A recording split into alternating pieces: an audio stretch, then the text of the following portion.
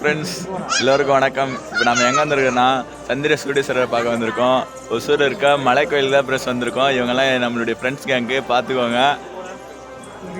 தீபத்துக்கு வந்திருக்கோம். நார்மலாகவே நம்ம ஒசூர் மலை கோயில் எங்கேருந்து பார்த்தாலும் அவ்வளோ அழகாக தெரியும். இந்த தீபத்தினால் இன்னும் அழகாக பிரம்மாண்டமாக தெரிஞ்சிச்சு. செம்ம க்ரௌடாக இருந்துச்சு. நாங்கள் ஒரு 8 மணிக்காக போயிருந்தோம்.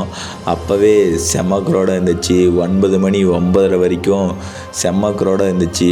அன்னதான க்யூலையும் சரி, சாமி தரிசன க்யூலையும் சரி செம்ம க்ரௌடாக இருந்துச்சு.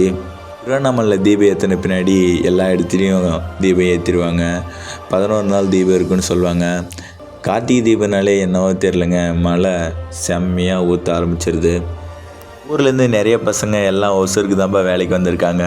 இந்த தீபத்தினால் மலை கோயிலில் நிறைய ஃப்ரெண்ட்ஸ் எல்லாம் பார்த்தேன்.